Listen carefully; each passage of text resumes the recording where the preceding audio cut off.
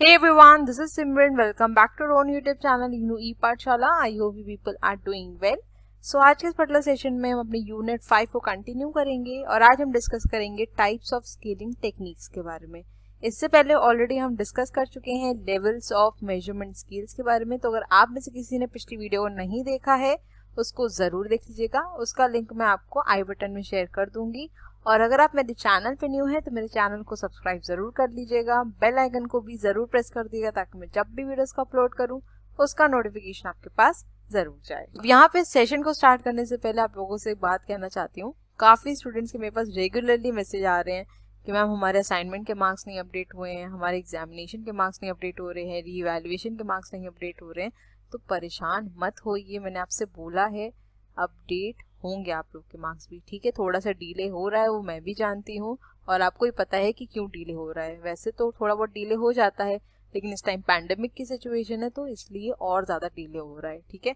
तो थोड़ा सा पेशेंस बना के रखिए, ठीक। देखिए ऐसा नहीं है कि मैं आप लोग की सिचुएशन नहीं समझ रही हूँ। काफ़ी स्टूडेंट्स ने बहुत पहले ही असाइनमेंट सबमिट कर दिए थे, उनके अभी तक अपडेट नहीं हुए हैं। जिन्होंने रिसेंट किए हैं उनके भी नहीं हुए हैं। जिन्होंने पहले किए थे कुछ लोग के अपडेट हुए हैं, कुछ लोग के नहीं हुए। तो मैं पूरी सिचुएशन आप लोग की समझ सकती हूँ।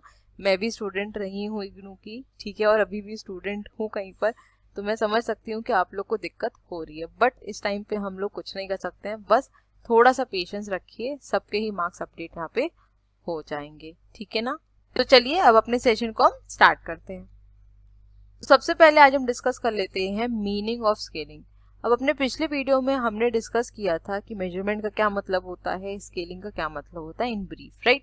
सो हम डिटेल में डिस्कस कर लेते हैं। Scaling describes the procedure of assigning numbers to various degree of opinion, attitude and other concept, ठीक है। एक एग्जाम्पल भी दिया था आपको, जैसे कोई शॉपिंग मॉल जाते हैं, कोई शॉपिंग कॉम्प्लेक्स जाते हैं तो वहां पर आपसे कहते हैं कि हमने जो आपको सर्विसेज प्रोवाइड करी हैं उसको आप रेट करिए, उसका फीडबैक दीजिए, ठीक है। तो वो एक तरीके से क्या जानने की कोशिश करते हैं, आपकी ओपिनियन जानने की कोशिश करते हैं, ठीक है। मान लेते हैं कि आपको स्टेटमेंट यहाँ पे लिखा है कि आपको सर्विस कैसी लगी और यहाँ पे लिखा है 1 2 3 4 5 और यहाँ पे कुछ लिखा है गुड, वेरी गुड, ऐसे करके, ठीक। तो आप यहाँ पे जैसे आपको सर्विस मिलेगी आप उस हिसाब से अपना ओपिनियन यहाँ पर रखते हैं, ठीक है। So this can be done in two ways. First, by making a judgment about some characteristics of an individual and then placing him directly on the scale that has been defined in the terms of characteristics, or constructing questionnaire in such a way that the score of the individual responses assign him a place on a scale. जैसे मैंने आपको बताया कि हमने question बनाया, यहाँ पर एक क्वेश्चन रख दिया, उसके बाद हमने कहा कि इस क्वेश्चन के अकॉर्डिंग जो भी आपको लगता है अपना ओपिनियन यहाँ पर आप इसको रेट करिए, ठीक है। तो ये तरीके होते हैं जिनके थ्रू हम यहाँ पे ओपिनियन, एटीट्यूड या अदर चीजें लोगों की समझ सकते हैं बाय हेल्प ऑफ नंबर्स, उनको नंबर्स असाइन करके, ठीक है। क्योंकि हम किसकी बात कर रहे हैं, डेटा की बात कर। मैंने आपको बताया है कि डेटा क्वालिटेटिव भी होता है, क्वांटिटेटिव भी होता है। क्वांटिटेटिव डेटा को तो हम इजिली मेजर कर लेते हैं, बट जो हमारी कैरेक्टरिस्टिक्स होते हैं, हमारे एटीट्यूड्स होते हैं, हमारा ओपिनियन है, इन सबको हम मेजर नहीं कर सकते क्योंकि they are qualitative in nature, qualitative in nature, ठीक है। तो हम क्या करते हैं, इनको नंबर्स असाइन कर देते हैं ताकि आगे हम स्टैटिस्टिकल टूल, स्टैटिस्टिकल प्रोसीजर यहाँ पे लगा सके, ठीक। It may be stated here that a scale is a continuum consisting of the highest point and the lowest point along with several intermediate points between these two extreme points, ठीक है। जैसे कि यहाँ पर हमने ये देखा। अब इसको इस तरीके से भी समझ सकते हैं, जैसे ये है आपका कंटिन्यूम। कंटिन्यूम का क्या मतलब होता है कि एक ऑर्डर में चलता आ रहा है, ठीक है। हायरार्की की बात नहीं हो रही। मैंने आपको बताया था कि हायरार्की और कंटिन्यूम में फर्क होता है। कंटिन्यूम आपका हॉरिजॉन्टल इन नेचर होता है, ठीक है। तो मान लेते हैं यहाँ पे हमने कुछ पॉइंट्स प्लॉट किए 1 2 3 एंड 4, ठीक। यहाँ पे लिखा हमने सैटिस्फाइड और डिससैटिस्फाइड, ठीक है। अब यहाँ पर अगर आपको एक क्वेश्चन दिया गया कि मान लेते हैं कि शॉपिंग मॉल का ही हम लोग एग्जाम्पल ले रहे हैं, तो आपको हमारी सर्विस कैसी लगी, आप हमारी सर्विस से कितना ज़्यादा सेटिस्फाइड और कितना डिससेटिस्फाइड। तो अगर आप सेटिस्फाइड होंगे तो आप सेटिस्फैक्शन या सेटिस्फाइड के नियरेस्ट जो आपको पॉइंट्स दिए हैं आप वहाँ पर प्लॉट करने की कोशिश करेंगे, वहाँ पर अपना ओपिनियन देंगे। लेकिन अगर आपको लगता है आपको सर्विसेज अच्छी नहीं मिली हैं तो आप इधर कहीं पे प्लॉट करेंगे, ठीक है। तो यहाँ पर यही चीज लिखी है that it may be stated here that a scale is a continuum consisting of the highest point and the lowest point. तो यहाँ पर हम देख रहे हैं हाईएस्ट पॉइंट और लोएस्ट पॉइंट दोनों ही है, right, with several intermediate points between these two extreme points. तो ये जो हमारे हो गए, ये क्या हो गए, हमारे इंटरमीडिएट पॉइंट्स हो गए, ठीक है। आई होप यहाँ तक समझ में आ गया होगा। So these scale point position are so related to each other that when the first point happens to be the highest point, the second point indicates a higher degree in terms of the given characteristics as compared to the third point, and the third point indicates a higher degree as compared to the fourth and so on.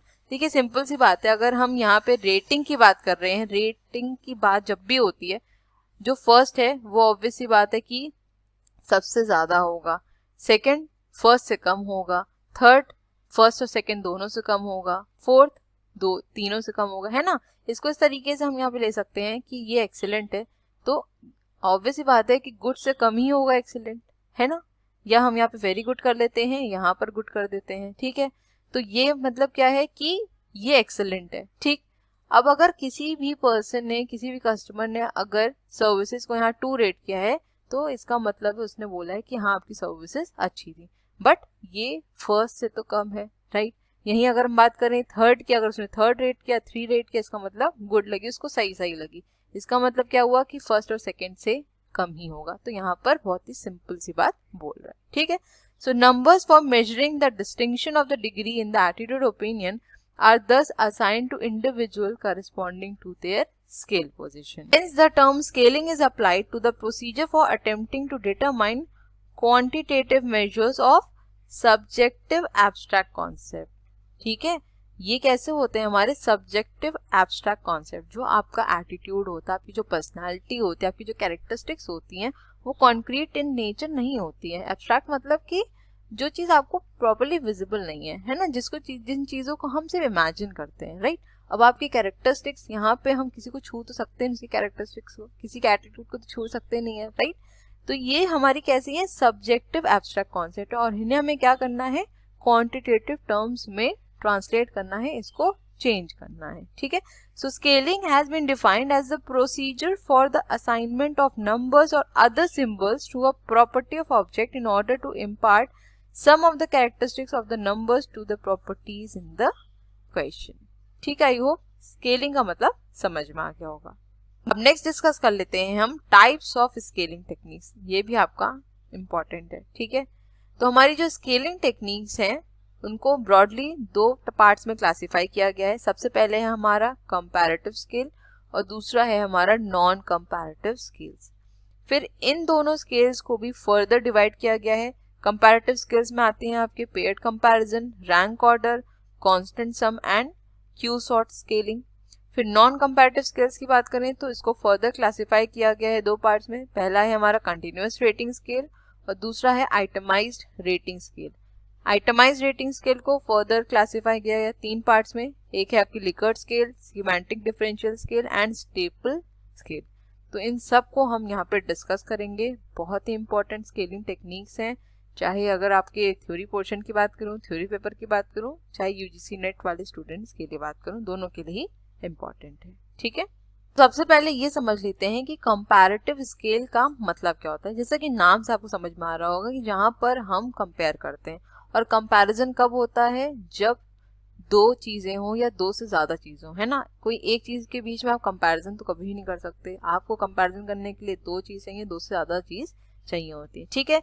So in comparative scaling there is a direct comparison of stimulus object. तो यहाँ पर हम simply क्या करते हैं, दूसरे stimulus के साथ यहाँ पर कंपैरिजन करते हैं। स्टिमुलस मतलब जो ऑब्जेक्ट्स हैं जिनके बेसिस पे या जिनसे हम और चीजों का कंपैरिजन कर रहे हैं, ठीक है। For example the respondent might be asked directly about his preference between the ink pen and the gel pen. अब यहाँ पर हमने क्या देखा कि 2 स्टिमुलस हैं, ठीक है, या फिर आप कह सकते हो 2 ऑब्जेक्ट्स हैं, 2 कमोडिटीज हैं, एक है इंक पेन और एक है आपका जेल पेन। और यहाँ पर रेस्पोंडेंट से बोला गया कि वो बताए कि उसको कौन सा पेन ज्यादा पसंद है, उसकी प्रेफरेंस किस पेन को लेके है, ठीक है। So the comparative data can only be interpreted in relative terms and hence possesses the ordinal or rank order properties. So this is the reason why comparative scaling is also called as non-metric scaling. सबसे पहले यहाँ पर ये समझ लेते हैं कि non metric scaling का मतलब क्या होता है। देखिए, हमने यहाँ पर जब लेवल्स ऑफ मेजरमेंट पढ़ा था तो हमने 4 लेवल्स की बात करी थी, राइट। सबसे पहले हमने डिस्कस किया था नॉमिनल स्केल, ठीक है। दूसरा हमने डिस्कस किया था ऑर्डिनल स्केल। तीसरा हमने यहाँ डिस्कस किया था इंटरवल, और चौथा था हमारा रेशियो स्केल, राइट। यही हमने डिस्कस किए थे और यही सीक्वेंस में डिस्कस किए थे, और मैंने आपको ये बताया है कि इसको इसी सीक्वेंस में याद भी करना है आपको, ठीक है। अब अगर हम यहाँ पे बात करें नॉन मेट्रिक स्केलिंग की, तो नॉमिनल और ऑर्डिनल स्केल आपकी नॉन मेट्रिक स्केलिंग में आती है, ठीक है। और जो हमारी इंटरवल और रेशियो स्केल है ये आती है आपकी मेट्रिक स्केलिंग में।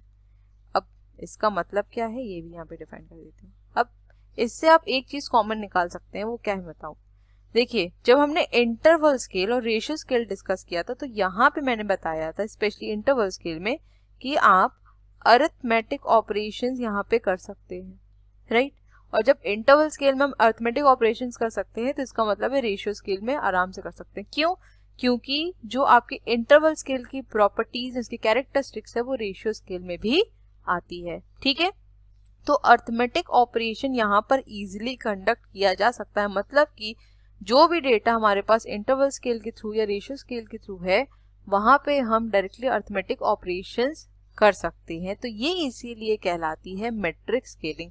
लेकिन नॉमिनल और ऑर्डिनल स्केल हमारी नॉन मेट्रिक स्केलिंग इसीलिए कहलाती है क्योंकि यहाँ पर हम डायरेक्टली अरिथमेटिक ऑपरेशंस नहीं कर सकते हैं, ठीक है। तो इसीलिए यहाँ पे बोल रहा है, इस लाइन को दोबारा से पढ़ लेते हैं। The comparative data can only be interpreted in relative terms. क्या कर सकते हैं यहाँ पे? सिर्फ इंटरप्रेट कर सकते हैं in relative terms, and hence possesses the ordinal or rank order properties, ठीक है। तो ये सिर्फ ऑर्डिनल की ही प्रॉपर्टीज अपने अंदर लेता है। जो ऑर्डिनल की प्रॉपर्टीज होंगी तो इसका मतलब ये है कि यहाँ पे हम डायरेक्टली क्या करेंगे, अरिथमेटिक ऑपरेशंस कंडक्ट नहीं कर पाएंगे, और जब डायरेक्टली अरिथमेटिक ऑपरेशंस नहीं कंडक्ट कर सकते तो ये नॉन मेट्रिक स्केलिंग में आ जाएगा, ठीक है। तो इसको भी याद रखिएगा, ठीक। तो कंपैरेटिव स्केल के अंदर हम 4 स्केलिंग टेक्निक्स पढ़ेंगे। सबसे पहली है हमारी पेयर्ड कंपैरिजन, दूसरी है रैंक ऑर्डर स्केलिंग, तीसरी हमारी constant sum scaling, and fourth है क्यू सॉर्ट स्केलिंग, ठीक है। आज हम इन दोनों स्केलिंग को डिस्कस करेंगे, ठीक। सबसे पहले यहाँ पर हम डिस्कस कर लेते हैं पेयर्ड कंपैरिजन स्केल। अब पेयर्ड कंपैरिजन का क्या मतलब हुआ, मान लेते हैं एक ऑब्जेक्ट ये है और एक ऑब्जेक्ट ये है। इन दोनों ऑब्जेक्ट को हम क्या करते हैं, एक दूसरे से कंपेयर करके देखते हैं। अब ये जो कंपैरिजन है वो किसी बेसिस पे होगा, ठीक है, किसी क्राइटेरिया के अकॉर्डिंग ही होगा, ठीक है। So as its name implies, in paired comparison scaling a respondent is presented with 2 objects and asked to select one according to some criterion. So the data obtained are ordinal in nature. ठीक, अभी हमने पीछे भी discuss किया data कैसे होते हैं इसमें, ऑर्डिनल इन नेचर, ओके। अब आप में से जिन भी स्टूडेंट्स ने पिछली वीडियो को देखा है उनको यहाँ पे ये समझ में आ रहा होगा कि ऑर्डिनल स्केल क्या होती है, नॉमिनल स्केल क्या होती है, इंटरवल स्केल क्या होती है, रेशियो स्केल क्या होती है। लेकिन जिन्होंने पिछला वीडियो नहीं देखा है उनको यहाँ पर थोड़ा सा कंफ्यूजन हो रहा होगा। तो मैं आप लोगों को यही बोलूंगी कि सबसे पहले उस वीडियो को देखिए, उसके बाद आप आगे वीडियो को कंटिन्यू करिएगा, क्योंकि ये एक ऑर्डर में ही चल रही है। जब तक आप पहले के कॉन्सेप्ट्स को नहीं समझेंगे, आगे किस तरीके से उनको यूज किया जा रहा है, कैसे इम्प्लीमेंट किया जा रहा है, वो आपको थोड़ा समझने में दिक्कत होगी, ठीक है। तो सबसे पहले उस वीडियो को जरूर देख लीजिएगा, ठीक। जैसे यहाँ पर अगर हम बात करें कंपैरिजन की, तो आप कंपैरिजन किसी चीज का भी कर सकते हैं। मान लेते हैं अगर हम चॉकलेट्स का कर रहे हैं तो आपने मंच और किटकैट का कर दिया, ठीक है, dairy milk versus dairy milk, ठीक है। तो इसी तरीके से जो कंपैरिजन है वो यहाँ पे होता है। सिर्फ 2 ऑब्जेक्ट्स होते हैं, किसी क्राइटेरिया के बेसिस पे किया जाता है, और यहाँ पे ये याद रखिएगा कि डेटा आपका ऑर्डिनल इन नेचर होता है, ठीक है। इतना क्लियर हो गया होगा। So paired comparison scales are frequently used when the stimulus objects are physical products. ये भी एक इम्पॉर्टेंट पॉइंट है यहाँ पे कि जो आपके प्रोडक्ट्स हैं वो फिजिकल इन नेचर होने चाहिए, मतलब कि उनकी एग्जिस्टेंस होनी चाहिए, विजुअल होने चाहिए, ठीक है ना। हम यहाँ पे एटीट्यूड्स, इमोशंस को कंपेयर नहीं कर सकते, कहने का मतलब ये है, ठीक। अब देखिए यहाँ पे बोल रहा है that with n brands n(n-1/2) paired comparison are required. देखो इसका क्या मतलब है, यहाँ पे इसको समझ लेते हैं। n ब्रांड्स का मतलब हो गया कि यहाँ पे अगर हम 2-3 ब्रांड्स को ऐड करते हैं, ठीक है, जैसे एग्जांपल लेते हैं हम कोल्ड ड्रिंक्स का, ठीक, ओके। तो यहाँ पे ले लेते हैं, एक है हमारी कोक, दूसरी है Pepsi, third is Sprite and fourth is Limca, ठीक है। अब ये फॉर्मूला किस तरीके से इसमें अप्लाई होगा इसको समझ लेते हैं। अब यहाँ पे बात हुई n ब्रांड्स, मतलब टोटल यहाँ पे कितने हैं, 4 ब्रांड्स, तो ये n इक्वल्स टू क्या हो गया हमारा 4, ठीक है। अब इसको फॉर्मूले में अगर हम पुट करें तो 4 - 1/2 which will come out to 4 × 3/2, ठीक है। ये हो गया आपके टोटल 6 पेयर्ड कंपैरिजंस, मतलब यहाँ पे आपके 6 पेयर बन के आएंगे, ठीक है। अभी 6 पेयर आप किस तरीके से बना सकते हैं, कोक का पेप्सी के साथ, फिर कोक का स्प्राइट के साथ, फिर कोक का लिम्का के साथ, इस तरीके से यहाँ पर 6 पेयर बनेंगे, ठीक। अब देखिए आपकी बुक में जो एग्जाम्पल दिया हुआ है वो इतना ज्यादा क्लियर नहीं है, ठीक है, इसलिए यहाँ पे मैंने दूसरा एग्जाम्पल लिया है एंड आई होप आपको इससे ये समझ में भी आ जाएगा। तो ये बहुत ही फेमस एग्जाम्पल है आपका पेयर्ड कंपैरिजन का। अब इसमें क्या बोला गया था, that the consumer is asked to sample 2 different products and select the one with the most appealing taste. The test is done in private and minimum of 1000 responses is considered an adequate sample. तो यहाँ पे simply बता देती हूँ क्या हुआ था।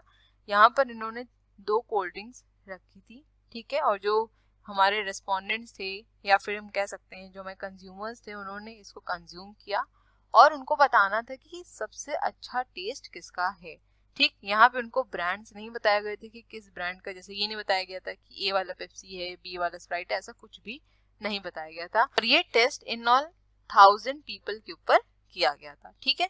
सो a blind test test for a soft drink where imaginary self-perception and brand reputation, very important factor in the consumer's purchasing decision, may not be a good indicator of performance in the marketplace. So the introduction of the new Coke illustrates this point. The new Coke was heavily favored in the blind paired comparison taste test, but its introduction was less than successful because image plays a major role in the purchase of Coke.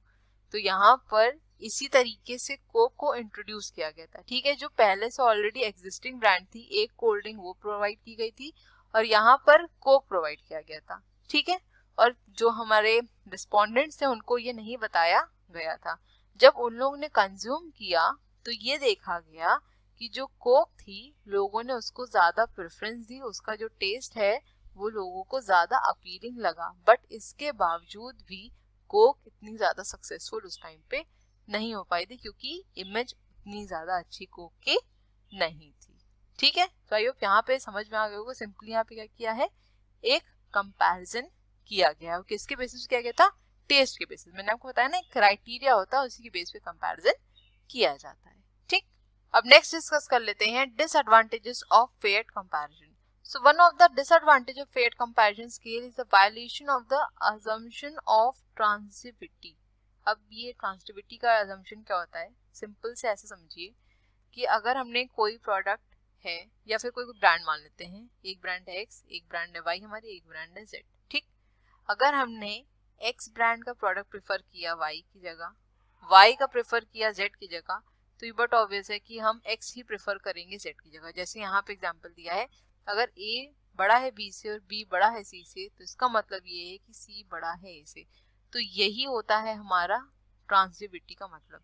तो ये चीज आपकी paired comparison में possible नहीं होती है, ठीक है। देखिए कई बार ऐसा होता है कि जो आपका रेस्पोंडेंट है वो ही डिसीजन सही नहीं दे रहा है, ठीक है, वो जो रिस्पॉन्स दे रहा है वो सही नहीं दे रहा है, बायस्ड रिस्पॉन्स दे रहा है, या फिर जो ऑब्जेक्ट्स की प्लेसिंग है वही प्रॉपर नहीं है, वही एक ऑर्डर में नहीं है, तो यहाँ पे जो रिजल्ट भी आएगा वो बायस्ड ही आएगा। इसीलिए अजम्पशन ऑफ ट्रांसिटिविटी यहाँ पर वायलेट हो जाता है। ठीक है, नेक्स्ट पॉइंट है the number of items of brands for comparison should not be too many. अब जो आपने आइटम्स यहाँ पे सेलेक्ट करी हैं या फिर कोई भी ब्रांड्स यहाँ पे ली हैं वो ज्यादा नहीं होनी चाहिए। ठीक है, हम सिर्फ यहाँ पर सैंपल का साइज स्मॉल ही रखते हैं, अगर ज्यादा हो जाएगी तो यहाँ पे कंपैरिजन करने में दिक्कत होगी, क्योंकि यहाँ पर हम क्या बनाते हैं, पेयर्स बनाते हैं। ठीक है, यही फॉर्मूला यूज करके। ठीक, अब अगर आपने यहाँ पे जो n की वैल्यू है बहुत ज्यादा हो जाती है, मान लेते हैं आपने 100 सैंपल्स यहाँ पे ले लिए, तो आप कितने पेयर्स यहाँ पर बना पाएंगे, है ना, तो डिफिकल्ट टास्क हो जाएगा। So as the number of items increase, the number of comparison increases geometrically. So if the number of comparison is too large, the respondent may become fatigued and no longer be able to carefully discriminate among them. अब मान लेते हैं यहाँ पर हमने 100 brands को select किया है, तो कितने पेयर्स बनेंगे सबसे पहले ये देख लेते हैं। So 100 minus 1 upon 2, this will come out to be 100 into 99 upon 2। ठीक है, और ये आपका आ जाएगा, इसका यहाँ पे लिख दे रही हूँ मैं, ये आ जाएगा आपका 4950। तो इतने पेयर्स बनेंगे। अब आप खुद सोचिए, अगर इतने पेयर्स बनेंगे तो जो आपका रेस्पोंडेंट है वो कब तक एक बिना बायस डिसीजन या फिर सही से यहाँ पर डिसीजन दे पाएगा, सही से रिस्पॉन्स कर पाएगा। ऑब्वियस सी बात है कि वो बोर हो जाएगा। ठीक है, और जो भी आपने ब्रांड्स यहाँ पर रखी हैं कंपैरिजन करने के लिए, वो उनको कायदे से कंपेयर भी नहीं कर पाएगा, उनमें डिफरेंशिएशन नहीं कर पाएगा। ठीक है, तो बहुत ज्यादा सैंपल साइज हमको यहाँ पर नहीं रखना है। ठीक, तो ये भी इसके क्या हो जाती है, लिमिटेशन। और लास्ट है हमारा the other limitation of paired comparison is that this scale has little resemblance to the market situation which involves selection from multiple alternatives. Also, the respondent may prefer one item over certain others, but they may not like it in an absolute sense. एक और इसकी limitation ये हो जाती है कि जो आपका पेयर्ड कंपैरिजन ये समवॉट आपकी मार्केट सिचुएशन को रिजेंबल करता है। उसकी वजह क्या है, क्योंकि यहाँ पे हम डिफरेंट ब्रांड्स को सेलेक्ट करते हैं और जो हमारे रिस्पोंडेंट हैं वो अपनी प्रेफरेंस यहाँ पर देते हैं। ठीक है, तो जैसे आपके मार्केट में होता है कि मार्केट में आपके पास ढेर सारी ब्रांड के प्रोडक्ट है और आप सेलेक्ट करते हैं, तो इसी तरीके से यहाँ पर भी हो गया। अब कई बार ऐसा भी हो सकता है कि जो आपका रिस्पोंडेंट है उसने पर्टिकुलर प्रोडक्ट को यहाँ पर प्रेफरेंस दी, बट अगर हम रियल सेंस में बताएं तो हो सकता है वो उस प्रोडक्ट को प्रेफर ही ना करता हो या फिर वो प्रोडक्ट उसको अच्छा ही ना लगता हो। ठीक है, तो यहाँ पे वो भी क्या कर सकता है, अपना जो रिस्पॉन्स दे रहा है, डिसीजन दे रहा है, वो भी गड़बड़ वो दे सकता है। ठीक है, देखो यहाँ पे एक चीज लिखी हुई है that the respondent may prefer one item over certain other but they may not like it in an absolute sense। हो सकता है उसको वो पसंद ही ना हो बट उसने उसको तब भी सेलेक्ट किया हुआ है। तो आप इसके बेसिस पे यहाँ पे जो जजमेंट निकालेंगे वो भी तो सही नहीं होगा, वो भी ऑथेंटिक नहीं होगा, क्योंकि जो आपका रिस्पोंडेंट है उसने रिस्पॉन्स ही प्रॉपर नहीं दिया, उसने रिस्पॉन्स ही सही नहीं दिया है। ठीक है, आई होप यहाँ तक समझ में आ गया होगा। नेक्स्ट है हमारा रैंक ऑर्डर स्केल। नाम से समझ में आ रहा है, रैंक या फिर ऑर्डर के बेसिस पे जो स्केलिंग हमारी करी जाती है। So under this method of comparative scaling the respondents are asked to rank their choices. So this method is easier and faster than the method of paired comparison. है ना, easy भी है क्योंकि वहां पे हमें क्या करना था, जितनी ब्रांड्स लिए हैं हमने वहां पे उनको पेयर बनाना था, फिर उसके पेयर के अकॉर्डिंग देखना था कि कौन सी ब्रांड को ज्यादा प्रेफरेंस दिया जा रहा है। यहाँ पे क्या है, सिंपली हमें अपनी चॉइसेस के अकॉर्डिंग, अपनी प्रेफरेंस के अकॉर्डिंग सिर्फ रैंक ही करना है। ठीक है, so for example with 10 items it takes 45 pair comparison to complete the task, whereas the method of rank order simply requires ranking of 10 items only। देखिए यहाँ पे एग्जाम्पल क्या कहने की कोशिश कर रहे हैं, इसको समझते हैं। जो इसका फर्स्ट पार्ट है ये बोल रहा है आपका किसके लिए, पेयर्ड कंपैरिजन के लिए। ठीक है, इसमें क्या बोल रहा है कि अगर हमने 10 आइटम्स को यहाँ पर सेलेक्ट किया तो 45 पेयर्स बनेंगे। कैसे, वही सेम फॉर्मूला अप्लाई कर दीजिए, 10 minus 1 upon 2, this will come out to 10 into 9 upon 2। ठीक है, तो यहाँ पे कितने आ गए हमारे, 45 पेयर्स आ गए।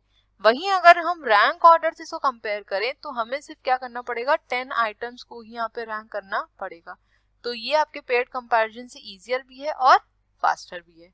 ठीक, द प्रॉब्लम ऑफ ट्रांजिटिविटी जो भी हमने पढ़ी थी, that A prefers to B and B prefer to C but C prefers to A, is also not there in case we adopt method of rank order. तो यहाँ पर हमारी जो प्रॉब्लम ऑफ ट्रांजिटिविटी है, फिर जो ट्रांसिटिविटी का अजम्पशन है वो भी वायलेट नहीं होता है, ठीक। So the respondents are presented with several objects simultaneously and asked to order or rank them according to some criteria.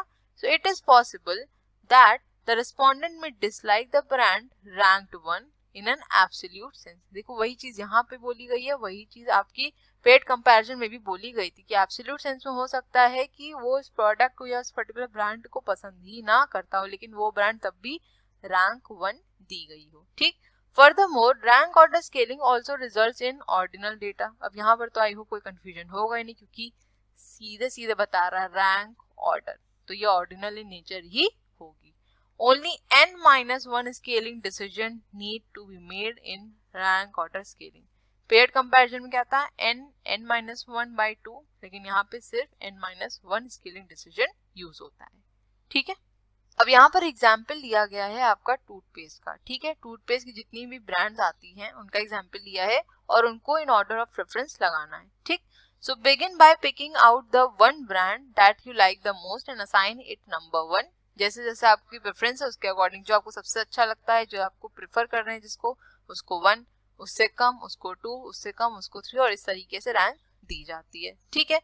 So continue this procedure until you have ranked all the brands of toothpaste in order of the preference. The least preferred brand should be assigned a rank of 10, क्योंकि यहाँ पर हमने किसकी बात करी, 10 items हमने यहाँ पे डिस्कस करने हैं। अब जो सबसे इम्पोर्टेंट इसमें, और आप लोगों को जो ये पता भी होगा, that no two brands should receive the same rank number. कोई भी 2 ब्रांड्स को हम यहाँ पर सेम रैंक अलॉट नहीं कर सकते, जैसे आपके स्कूल में होता था। अगर किसी की रैंक 3 है तो किसी की 4 होगी, किसी की 5 होगी, ऐसा नहीं होगा किसी की रैंक 3 है तो किसी और पर्सन की 2.5 होगी, 2.75 होगी, है ना, ऐसा नहीं होता था, राइट। तो यहाँ पर भी सेम ही चीज है कि हम सेम 2 ब्रांड्स को सेम रैंक नहीं दे सकते हैं। सो ये रही हमारी टोटल 10 ब्रांड्स, और इनको हमें क्या करना है, रैंक करना है, ठीक है।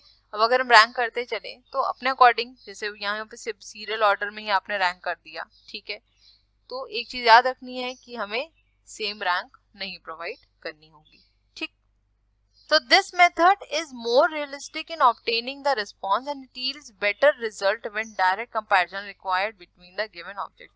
अब आपने देखा कि हमने क्या किया, टोटल यहाँ पर आपकी ब्रांड्स लिख दी और यहाँ पर आपको बोला कि आपने प्रेफरेंस दी, तो ये बहुत ही क्लियर है, बहुत ही रियलिस्टिक है। यहाँ पर हमको हर एक कंज्यूमर के बारे में पता चल जाता है कि वो कौन सी ब्रांड्स को यहाँ पर प्रेफर कर रहा है, कौन सी ब्रांड्स यहाँ पे लीस्ट प्रेफर्ड है, ठीक है। तो कंपैरिजन यहाँ पर काफी इजी हो जाता है, ठीक। So the major disadvantage of this technique is that only ordinal data can be generated. इसका सिर्फ यही प्रॉब्लम है, सबसे बड़ा डिसएडवांटेज ही यही है कि यहाँ पे हम सिर्फ ऑर्डिनल डेटा को ही मेजर कर सकते हैं, ठीक है। ऑर्डिनल डेटा मतलब समझ गए आप, जहाँ पर हमें रैंक या ऑर्डर की बात करनी है, सिर्फ वही डेटा यूज हो सकते हैं, बाकी कोई और डेटा को हम इस्तेमाल नहीं कर सकते हैं, ठीक है। सो आई होप जितना भी हमने डिस्कस किया आपको क्लियर हो गया होगा कि पेड कंपैरिजन स्केल क्या होती है और रैंक ऑर्डर स्केल क्या होती है, ठीक है। एक चीज यहाँ पे और बता दूं आप लोग को, जो हमने यहाँ पे एग्जाम्पल लिया है इसी से रिलेटेड आपका टर्मिनल क्वेश्चन भी दिया है। क्वेश्चन क्या है ये बता देती हूँ।